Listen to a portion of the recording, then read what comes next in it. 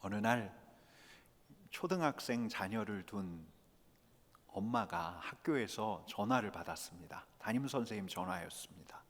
아이가 친구를 때렸다고 해요.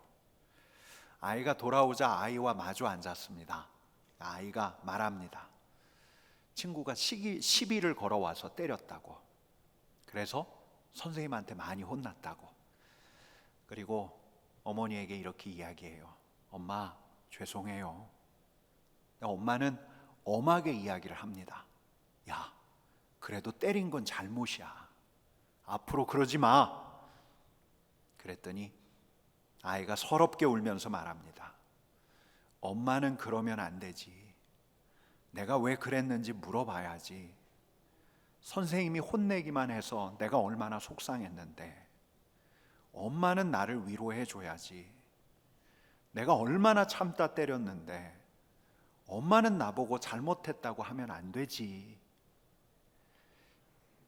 이 이야기가 정신과 전문의 치유 전문가 책에 나오는 이야기인데 이게 비단 초등학생 가정만의 이야기가 아니지요. 그분 이야기가 이렇습니다.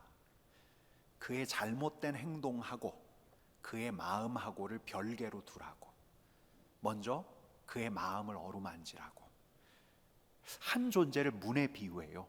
문에는 손잡이가 있고 문고리가 있는데 문고리가 바로 존재의 감정, 존재의 느낌, 그 문을 열 수 있는 문고리가 그의 감정, 그의 마음이라는 거예요. 그러니까 그의 마음, 그의 느낌을 헤아릴 때라야 비로소 그 존재가 열린다는 거예요. 여러분, 제가 그 책을 읽는데 예수님이 그러시지 않았는가 그런 생각을 했습니다. 복음서에 예수님이 그러시지 내가 만난 예수님이 그렇지. 여러분, 우리 주님께서는 다그치지 않으셨습니다. 바리새인과 서기관들에게 둘러싸여서 아주 궁지에 처한 가늠한 여인에게도 그랬고 또 우리 주님을 3번이나 부인했던 베드로에게도 그러셨어요. 우리에게도 그러시죠. 우리의 잘잘못을 따져 묻기보다 정말 마음 지쳐서 예배당 저 뒷좌석에 앉아서 눈 감고 앉아 있을 때 우리 주님께서는 야, 네가 잘못했어. 네가 잘못했어. 마치 재판정에서 취조하는 검사처럼 우리를 대하시지 않았고 오히려 내가 너와 함께 있다. 두려워하지 마라. 평안하라. 힘내라. 이렇게 말씀하신 게 우리 주님이시지요. 여러분, 우리 주님께서는 사랑의 주님이시고 또 위로의 주님이십니다. 근데 위로만 하시는가? 어떤 목사님께서 이런 이야기를 하십니다. 그날 하나님의 사랑, 하나님의 조건 없는 사랑을 설교했더니 설교 마치고 이제 성도 한 자매가 와서 이래 말하더래요. 목사님, 오늘 말씀이 저에게 큰 위로가 되었습니다. 저를 자유롭게 해 주었습니다. 목사님이 그 이야기 들으니까 얼마나 기분이 좋았겠어요. 어깨가 올라가려고 하는데 이 자매가 이런 말을 있더래요. 제가 지난 6개월 동안 남자친구하고 동거하고 있었습니다. 근데 그걸 죄라고 배웠는데 죄책감에 시달렸는데 오늘 예배를 드리면서 하나님께서 그것마저도 용서할 수 있다는 것에 큰 위로를 또 자유를 얻었습니다. 여러분, 이럴 수가예요. 이럴 수가. 여러분, 주님께서는 틀림없이 그녀의 마음을 헤아리실 거예요. 마음을 어루만지실 거예요. 근데 그녀에게 괜찮아. 네 뜻대로 해도 괜찮아. 다른 사람 죄라 해도 너 그래 해도 괜찮아. 용서 못할 죄가 아니다. 여러분, 이렇게 말씀하실까요? 공감과 위로는 치유와 회복의 시작이죠. 그러나 공감과 위로는 치유와 회복의 완결이 아니죠. 여러분, 갈릴리에서 공생애를 시작하신 우리 주님께서 우리 주님 앞으로 몰려온 이들을 긍휼하게 보셨어요. 그들의 갈증, 그들의 마음의 상처를 다 아셨죠. 그들을 전적으로 긍정해 주셨어요. 근데 우리 주님께서 그들 앞에서 나왔던 첫 번째 말씀은 여러분, 그러니까 새벽 예배도 좋고 금요기도에도 좋고 저 뒷좌석에 앉아서 눈물 쏟으면서 비통해하는 그 주님의 사람을 우리 주님께서 한참 어루만지신 다음에 그 자리에서 바로 들려주실 수도 있고 아니면 시차를 두고 이후에 말씀하실 수도 있지만 결국 우리 주님께서는 우리에게 들려주시는 말씀은 그분의 첫 번째 선포, 바로 이 말씀이에요. 여러분, 우리 같이 한번 읽어보겠습니다. 회개하라, 천국이 가까이 왔느니라. 회개하라, 회개하라. 결국 우리 주님도 너 똑바로 살아, 네 잘잘못을 네가 알아야 돼. 결국은 그 잘잘못 따지시면서 다그치는 게 분명하네. 여러분, 그게 아닙니다. 회개에 해당하는 헬라어가 메타노이아예요. 이게 방향을 바꾸는 거예요. 처음에는 나밖에 안 보여요. 내 마음에 패인 상처밖에 안 보여요. 하나님, 도대체 나한테 왜 이러십니까? 낙담과 탄식이 쏟아져 나와요. 그때는 내 마음밖에 안 보여요. 하나 보이는 게 더 있어요. 나를 압박하는 나를 손가락질하는 그 녀석, 내 마음을 상하게 한 그 인간, 그 나쁜 인간들이 보여요. 근데 회개는 위로하시는 그분을 보는 거예요. 그분께 방향을 돌리는 거예요. 그분께 방향을 바꾼 다음에 우리 주님을 통해서 나를 다시 보는 거예요. 그러고 나면 남이 보이는 게 아니라 내 마음이 보이고 내 자신의 전체가 보여요.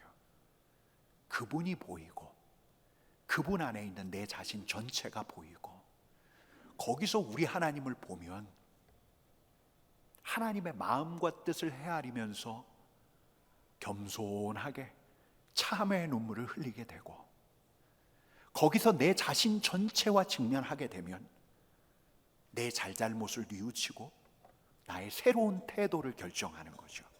여러분, 그래야 변화가 일어나요. 치유와 회복에 하나님 나라가 임하는 거죠.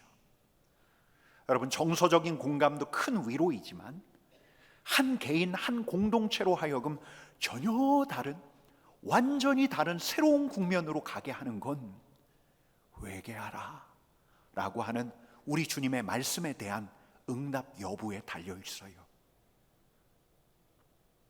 여러분, 잘 알려진 이야기인데 캐나다 토론토에서 의대 졸업하고 우리나라로 들어온 1900년에 안수를 받으신 하디 선교사님 이야기를 들어보셨을 거예요. 3년 동안 최선을 다했어요. 근데 교인들이 변하지 않아요. 부흥은커녕 기대하는 결과가 나타나지가 않아요. 오히려 교인들에 대한 실망감, 좌절감이 그를 압도해요. 여러분, 그때마다 아마 하디 선교사님 기도했을 거예요. 그때마다 그를 부르신 우리 하나님께서 그를 위로해 주셨을 거예요. 그러던 중에 1903년에 원산에서 성경 공부 인도를 맡았어요. 근데 자신이 없는 거예요. 내가 정말 주님 안에 거하는 게 맞나? 내가 정말 예수님 믿는 게 맞는가? 게다가 그날은 성령 충만에 대해서 권면을 해야 하는데 아니 내가 성령 충만 받아본 적이 있던가? 그분이 성경 공부를 인도하다가 말씀 안에서 자신을 보았어요.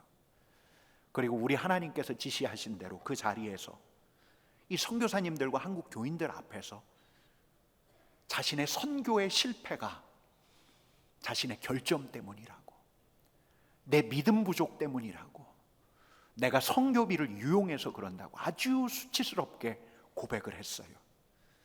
그리고 그 다음 주 주일에도 성도들 앞에서 자신의 교만, 자신의 강팍했던 마음, 믿음 없었음을 자백했어요.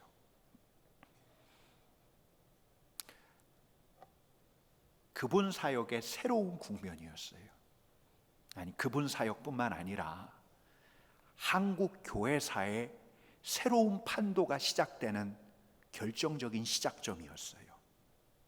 남을 보는 것이 아니라 주님을 보고 자기 연민에 빠지거나 남의 허물을 보는 것이 아니라 바깥에 핑계를 대는 것이 아니라 자신을 오롯하게 우리 하나님 앞에 세움으로써 자신을 다시 보는 것. 그래서 비상한 각오로 용서를 구하고 가던 길을 돌이켜서 무릎을 꿇는 것. 여러분, 이걸 회개라고 해요. 여러분, 마태복음 4장 17절 말씀을 우리 같이 읽어보겠습니다. 회개하라, 천국이 가까이 왔느니라. 여러분, 예수님의 첫 선포대로 회개하는 자가 천국을 맞았어요. 하나님의 빛나는 영광, 하나님의 통치하심을 고백했어요.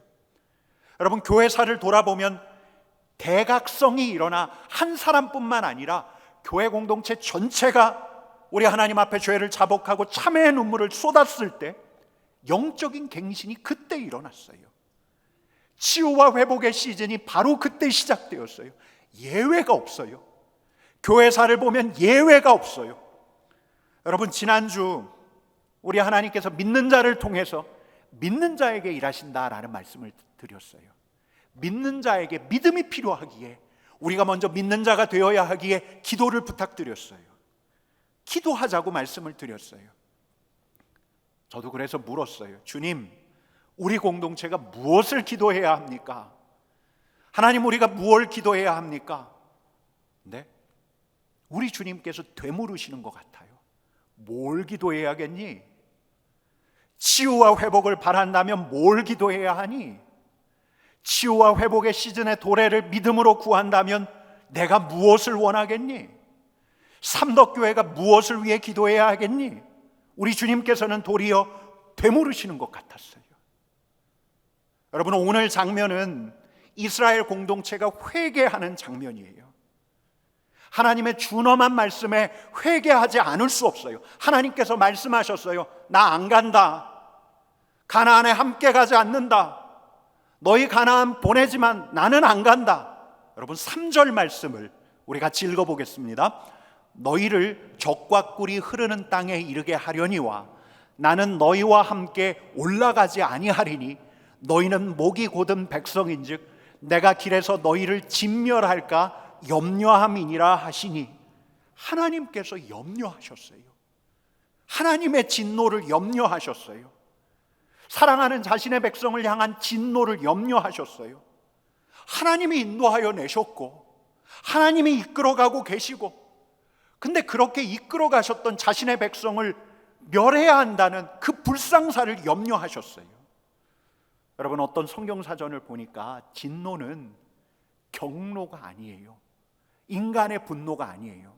하나님의 진노는 하나님의 비애고 하나님의 슬픔이에요. 그냥 가.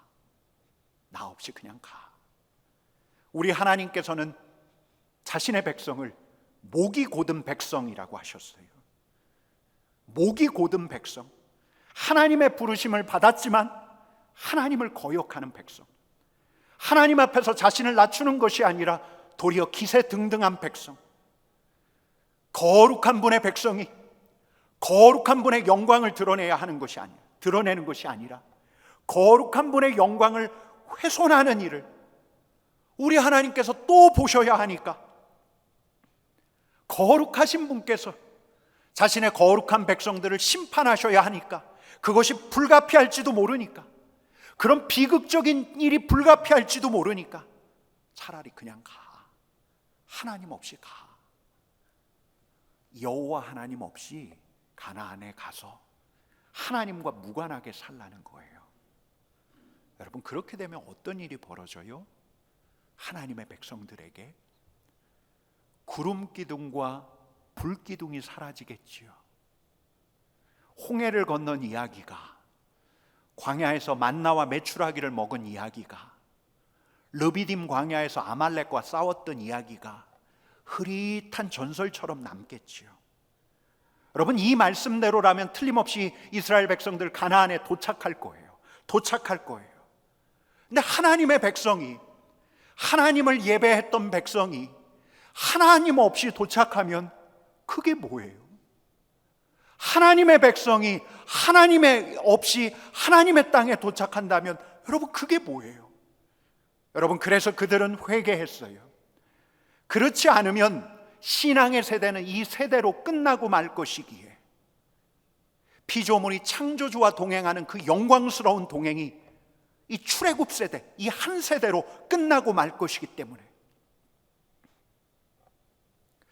여러분, 지난주에 저는 영국에서 복음 부흥을 이끌었던 웨스트민스터 체플을 담임했던 마틴 로이드 존스 목사님의 책을 보았어요. 이분이 얼마나 이 복음을 능력 있게 전했는지, 그래서 이분을 통해서 런던과 웨일스 지역에 얼마나 큰 부흥이 있었는지 그 마음속으로 그려보는데 저도 굉장히 뜨거워지더라고요. 근데 참 안타까웠어요. 회심의 역사, 하나님의 영광의 역사가 왜 그 다음 세대까지 전수되지 않을까? 지난해 오랫동안 영국에서 생활한 지인들 만나서 영국 런던 상황을 실감나게 들었는데, 여러분, 뉴스에서 나오는 것처럼 공적인 자리에서는 기독교가 금기어예요. 런던에 유서 깊은 교회들이 있잖아요. 예배를 드리긴 하는데 연세 드신 어르신 몇 분 참여하는 게 전부래요. 그래도 다행이래요. 술집으로 바뀌지 않은 게 다행이래요. 하나님의 영광이 떠나갔어요. 하나님이 비통해 하시면서 그분의 전을 떠나셨어요. 차마 그분의 교회를 치시지 않고 떠나가시니 하나님의 영광, 과거의 영광은 유적으로 남아있고 하나님의 은혜의 역사는 책에나 기록될 전설이 되었던 거죠. 여러분, 지난주에도 말씀드렸던 것처럼 교회 안에도 시즌이 있습니다. 교회는 유기체예요. 교회가 대지의 털을 잡고 생명의 싹을 틔우고 왕성한 생명력을 구가하는 시즌이 있는 반면에 반드시 낙엽이 떨어지고 한파를 경험하는 겨울과도 같은 시즌을 보내게 돼요. 근데 이때 관건은 우리 하나님의 영광이 떠나느냐 마느냐예요. 하나님께서 떠나시느냐 아니면 함께 하시느냐. 여러분, 이스라엘 백성들은 돌이키지 않으면 안 되었어요. 비상한 각오로 무릎을 꿇고 참회의 눈물을 흘리지 않으면 안 되었어요. 그게 4절 말씀입니다. 우리 같이 읽어보겠습니다. 백성이 이 준엄한 말씀을 듣고 슬퍼하여 한 사람도 자기의 몸을 단장하지 아니하니. 여러분, 특별히 그 다음에 나오는 우리 하나님의 말씀은 이스라엘 백성들에게 무언가를 요구하셔요. 여러분, 5절 말씀 같이 읽어보겠습니다. 여호와께서 모세에게 이르시기를 이스라엘 자손에게 이르라. 너희는 목이 곧은 백성인즉 내가 한순간이라도 너희 가운데에 이르면 진멸하리니 너희는 장신구를 떼어내라. 그리하면 내가 너희에게 어떻게 할 것인지 정하겠노라 하셨습니다. 여러분, 우리 하나님의 요청이 무엇이죠? 장신구를 떼어내라. 장신구를 떼어내라. 자신을 치장하는 것을 떼어내라. 자신의 위세를 자랑하고 외양을 꾸미는 일체의 것이 장신구죠. 여러분, 사실 오늘 본문은 출애굽기 32장으로부터 시작이 돼요. 우리 하나님으로 진노하게 하신 사건, 이스라엘 백성들을 바다까지 몰아간 사건. 모세가 호렙산에 올랐을 때 모세가 내려오지 않으니 이스라엘 백성들에겐 신이 필요했던 것이요. 송아지 신상을 만들어요. 그리고 그 송아지 신상에 애굽에서 인도하여 낸 신이라고 불러요. 그러니까 송아지더러 하나님이라고 부른 거예요. 여러분, 근데 이걸 뭘로 만들었냐면, 뭘로 만들었죠? 장신구로 만들었어요. 그러니까 그들의 외양을 치장하는 것으로 그들이 섬기려는 신상을 만들었어요. 자신의 외모를 꾸미고 남들 앞에서 과시하는 것으로 자신을 위하여 자신의 우상을 만들었어요. 그래서 우리 하나님께서 말씀하시는 거예요. 장신구를 떼어내라. 여러분, 저는 처음에 이 말씀을 이렇게 받았어요. 우리 자신을 과시하고 단장하는 데 쓰이는 것, 그러다 자칫하면 하나님 자리를 차지할 수 있는 것, 우상으로 제조될 수 있는 것, 이거 다 떼어내라. 우리 하나님 안에서 나를 살피고 나를 치장하고 나를 과시하게 하는 일종의 장신구 일체, 하나님 대신에 내가 맹렬하게 추구하는 것들, 예컨대 나의 재물, 나의 명예, 나의 직분, 하나님 앞에서는 명함이라도 내밀지 말라. 근데 그러다 이스라엘 백성들이 우상 근처에 가지 않으면서도 대대로 자신을 치장해온 방식 하나가 있다는 걸 떠올렸어요. 하나님마저 잃어버리게 하는, 하나님 대신에 새로운 송아지상을 계속해서 섬기게 하는 장신구 하나. 여러분, 누가복음 우리 주님의 말씀 비유 중에 이런 대목이 있습니다. 우리 같이 읽어보겠습니다. 하나님이여, 나는 다른 사람들 곧 토색, 불이, 간음을 하는 자들과 같지 아니하고 이 세리와도 같지 아니함을 감사하나이다.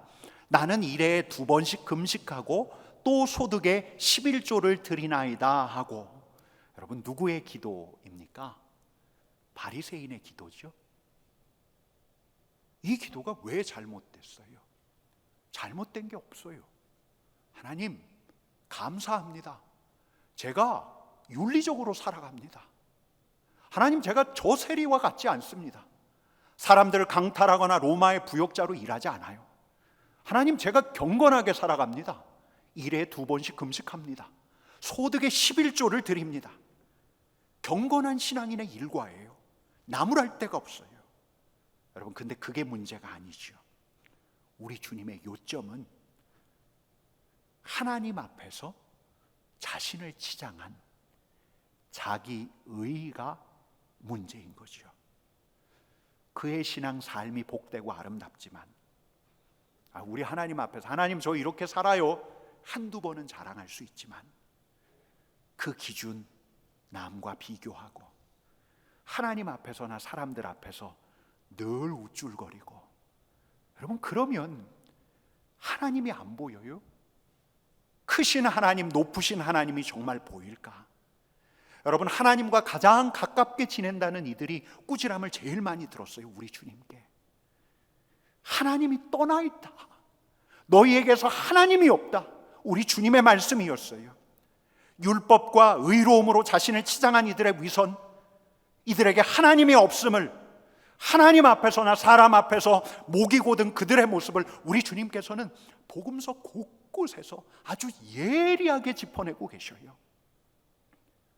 나의 옳음 때문에 다른 사람을 헤아리지 못한다면, 나의 의가 다른 사람을 판단하는 기준이 된다면, 나의 의로움이 다른 사람을 정죄하는 잣대가 된다면, 나의 경건과 기도가 하나님과 다른 사람에게 내 마음을 열게 하는 것이 아니라 다른 사람과 구별짓는 경건의 모양이 된다면, 여러분, 이거 장신구예요. 우리 주님께서는 도리어 세리의 기도를 칭찬하셨죠. 여러분, 누가복음 18장 13절 말씀을 같이 읽어보겠습니다. 세리는 멀리 서서 감히 눈을 들어 하늘을 쳐다보지도 못하고 다만 가슴을 치며 이르되 하나님이여 불쌍히 여기소서, 나는 죄인이로소이다 하였느니라. 되게 오래된 일인데 이제 아주 유명세를 타던 목회자 한 분의 스캔들이 터졌어요. 근데 제가 전도사였던 때로 기억을 하는데, 이제 저희 목회자들이 모여 있었는데 이제 그분에 대한 이야기들이 나왔어요. 이런저런 이야기들이 나왔고 저도 이제 그분의 이야기를 거들었어요. 아니, 어떻게 목회자가 그럴 수 있어? 아니, 어떻게 하나님의 부르심을 받은 이가 그럴 수 있어? 자연스럽게 그런 분위기가 형성이 되었어요. 근데 그때 그 교회 담임 목사님이 하셨던 이야기가 우리를 숙연하게 했어요. 우리도 그럴 수 있어. 나도 그럴 수 있어. 하나님의 은혜 아니면 우리도 그럴 수 있어. 우리가 같이 회개해야 해. 여러분, 저는 나중에 이 서신서를 읽다가 알았는데 사도 바울이 아주 끈질기게 싸워왔던 게 자기의예요. 자기의야말로 경건한 그리스도인이 장착하기 쉬운 장신구고 또 걸려들기 쉬운 우상이에요. 지난주에 제가 서울에 올라갔다 왔는데 오랜만에 선생님을 배웠는데 선생님 말씀이 저한테 아주 깊은 울림이 있었어요. 강 목사, 우리가 하나님 앞에서 아무것도 아님을 꼭 기억하게, 아무것도 아님을 꼭 기억하게, 그래야 겸손하게 하나님의 은혜를 구할 수 있는 거네. 여러분, 제 노력, 제 의, 제 지혜로 성취된 게 없어요. 제가 목회자가 된 것도 그렇고, 설교자가 된 것도 그렇고, 또 삼덕교회 오게 된 것도 그렇고, 오늘 말씀을 준비하면서 회개하라, 이 말씀을 준비하면서 회개는 먼저 제가 해야 한다는 것을 알았어요. 얼마나 믿음이 없는가, 얼마나 자기의에 갇혀 있는가. 교회의 아픔을 헤아리면서도, 그래서 치유와 회복을 강구하면서도 믿음 없이 강구한 거, 교회의 아픔에 책임지려 하지 않은 거, 아니 도리어 누구의 책임인가를 궁금해한 거, 주님의 몸된 교회의 아픔을 방기한 거, 주님의 몸된 교회의 아픔을 야기한 연대 책임. 근데 아주 의로운 척 그 책임에서 벗어나 있다고 생각하니 지금껏 우리 주님께서 진정 원하시는 것, 회개 기도를 드리지 않았다는 것, 우리 주님의 비애와 아픔을 보지 않고 성도의 아픔과 상처를 더 깊이 챙기지 못했다는 것. 여러분, 그래요. 하나님 없이는 안 돼요. 저도 여러분도 하나님 없이는 안 돼요. 여러분, 우리 교회 하나님 떠나시면 안 돼요. 우리가 장신구를 떼어낼 차례예요. 우리 하나님의 슬픔과 진노를 생각하면서 이제는 우리의 장신구를 떼어낼 차례예요. 나의 옳음과 나의 경건을 자랑할 것이 아니라 나의 헌신과 나의 구별된 삶을 내보일 때가 아니라 몸낸 교회의 아픔과 상처의 책임을 다른 데 돌릴 것이 아니라 주님, 이제 용서하여 주옵소서. 주님, 우리의 믿음 없음을, 우리의 사랑 없음을 용서하여 주옵소서. 주님의 아픔에 공감하면서 주님의 비애에 참여하면서 주님, 긍휼히 여겨 주옵소서. 함께 가슴을 치면서 참회의 눈물을 주님 앞에 흘릴 때라야 우리 주님께서 우리를 싸매어 주실 거예요. 우리 주님께서 우리를 치유하시려면 우리가 마음을 열어야 해요. 여러분, 이번 한 주 저와 여러분 모두가, 우리 삼덕 공동체 모두가 주님, 용서하여 주옵소서. 저희의 믿음 없음, 사랑 없음을 용서하여 주옵소서. 각자의 처소에서 주님의 은혜를 구하셨으면, 그런 한 주 되셨으면 참 좋겠다. 치유와 회복, 그 갈림길에 서 있어요. 우리가 그 시즌 안으로 들어가는가 마는가. 이스라엘 백성들처럼 장신구를 떼어내고 주님의 은혜를 구하는 도리 말고는 없어요. 주님, 우리를 떠나시면 안 됩니다. 주님, 70년 지난 우리 교회 여기서 끝나지 않게 하여 주옵소서. 주님, 주님의 영광이 새롭게 빛나는 다음 세대가 일어나게 하여 주옵소서. 주님의 은혜를 구하면서 기도하는 한 주 되셨으면 좋겠습니다. 그러길 축원합니다. 우리 같이 기도하겠습니다.